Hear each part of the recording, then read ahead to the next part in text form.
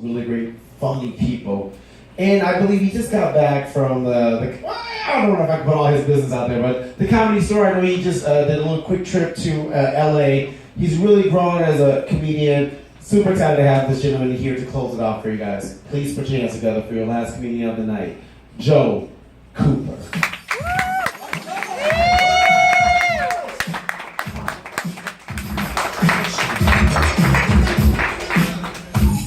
I love when they say I've been on BET and I come up and I'm white. Throws everybody off. I tell you what, man, the soccer dad, I tell you, man, the only thing that worries me is like when you used to have sex and you would made babies, were you going, go? Just see that happening and I don't ever want to go into a Foot Locker again. Rape whistle. Jill, you talked about menopause. Why is it that everything bad with a woman has to do with a man? Meningitis, menopause, menstrual cramps. Amen. And all you give us is herpes. Oh, I'm just saying. I haven't always been a comedian, believe it or not. I actually once was a professional job hunter. I didn't ever get anything, so that's why I'm a comedian. But I remember, I never answered their questions correctly when they asked me. And I don't know why. Like one, for example, I was in an interview one time and the guy says, do you mind doing a drug test for us right now? I said, well, I barely know you, but okay, what do you got? So he didn't have anything and I didn't get that job. I saw in the news lately that they're having a cerebral palsy run at Kiwanis Park. And I thought that's kind of rude to make all those people with cerebral palsy run around the park. But it would be fucking hilarious. You guys are wrong. I don't know if you guys have seen this yet or not, but recently they came out with a pregnancy test for Bluetooth. Seriously, it's at the store, you can go get it. And it works. My wife and I tried it and it came out positive. My Bluetooth is pregnant.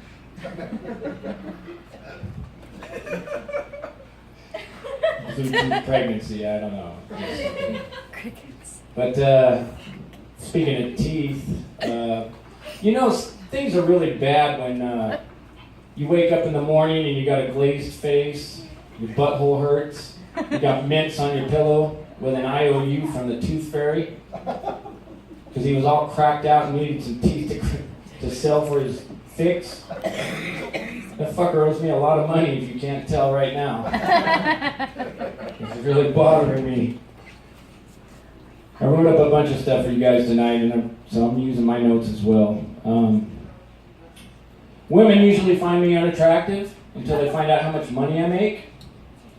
And then they find me unattractive and broke. It usually doesn't help. I had a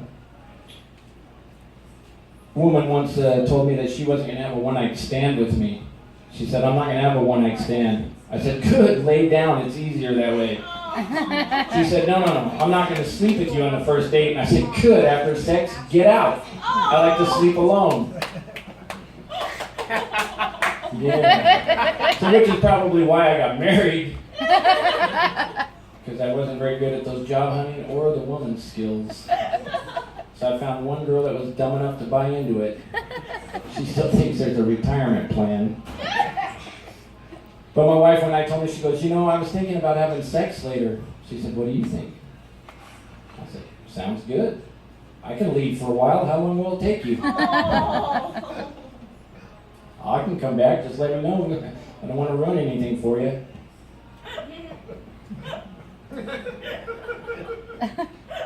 My wife came out and she said, I feel really tired today. She goes, do I have bags under my eyes? And I looked at her tits and I said, yes, you do. Or we wouldn't be married. Oh my God. You guys are sick. Jerk. I had a buddy, a friend of mine, he said, man, he said, there's a lot of guys online that are acting like women offering free blowjobs for guys. He said, he said, dude, What would you do if you were with a girl and you found out it was a guy giving you a BJ? Dude. Said I would do what any dude would do. I would tell him to hurry up and finish before someone sees us. Can't stop him after he starts. I don't want to have to go home and think about that and tie one off there. But that's probably one of those moments when you wish you could go back to being a kid. Being a kid, life was easy, man. All you really had to do was go out, play with your friends, and be home by the time the street lights came on and by the time the sun went down. You had no real responsibility. I lived in the country, so I had to come home when the sun went down. But I had a dad that was a disciplinarian. He didn't mess around. There was none of that, why were you late?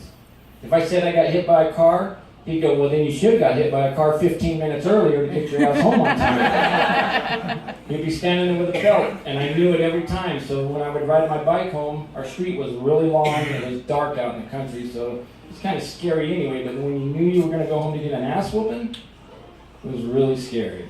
And I'd be like crying at the end of the street, like, and then by the time I'd get about halfway, I'd be like, and by the time I'd get in my driveway, I'd be like, my dad would go, I haven't even hit you yet. I know, but it's gonna hurt. For a long time, my people thought that my name was Mott, which was my dad's name, Tom, backwards from his belt.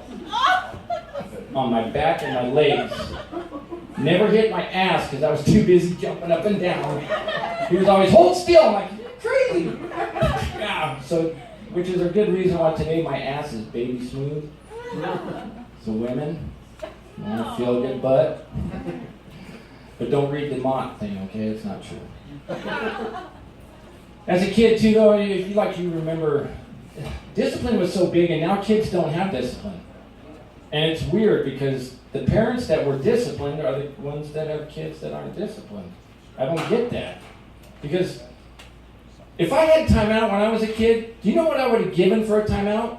My sister's life. Every time, I'm telling you right now.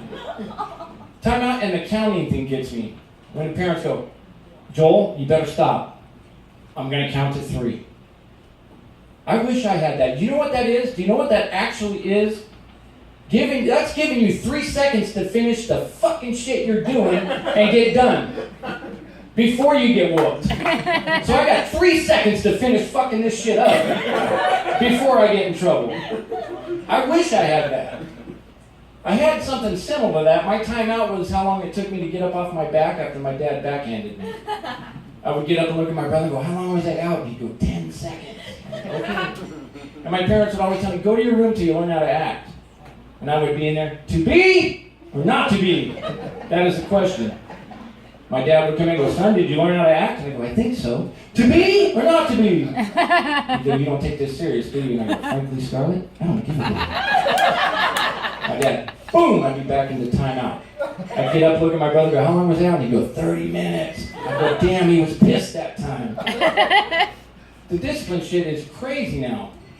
Kids don't have that. They get timeout and they act like they've just been beaten silly. I was at the store one day and I hear this kid just screaming bloody murder on another aisle. I'm like, oh, I gotta get over see this shit. I get over there and this kid's just laying there. I'm like, who hit him? Who hit him? And the mom's like, oh no, I just told him he had timeout when he gets home. What the fuck? That shit would have never happened in my life, man. I was like, kid. Boom, get your ass up.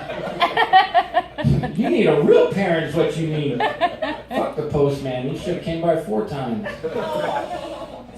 It's just wrong, these kids today. And the bad part about all that is that one of the kids today, one of them, is going to be our president. Oh, God. Yeah. That's why I'm moving to Mexico. Because I got wall climbing skills. I don't know if you guys like reality TV and stuff, but as a kid, we didn't have reality TV. We just had movies, good movies. Which I remember some of the movies, like Smokey and the Bandit. Anyone remember Smokey and the Bandit? Woo! Like like the only one. Jackie Gleason in there. We would go to the drive-ins with my dad, and we couldn't cuss in our house at all, or you would get the backhand.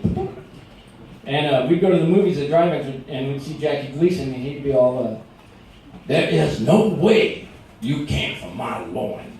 And my dad would chuckle and we'd go, and he'd go, no one, and I mean no one, makes Sheriff Buford T. Justice look like a possum pecker.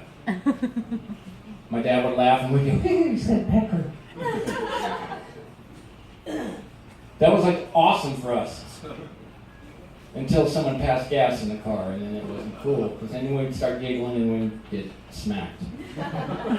My dad, and we always knew it was my dad. We'd always go, oh, God, thanks. And then we'd giggle, and my dad, shut up!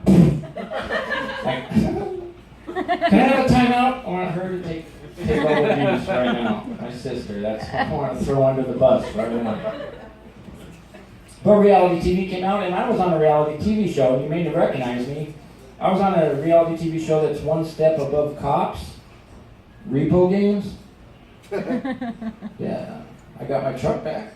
Yeah, there you go.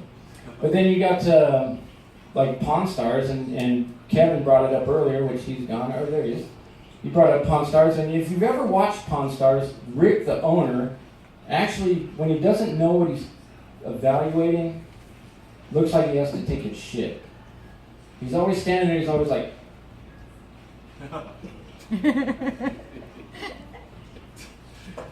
so what do you want to do with this? You want to pawn it or sell it? Do you mind if I call a friend? He knows a lot more about this than I do. It's like in his head you're thinking right now, he's going, stay together butt cheeks. You don't want this shit out in my pawn store. But I started thinking about it, I thought, it's kind of weird, because if you think about Rick in the dating scene, you see him with a woman and he's going down on her and stuff, and he's like,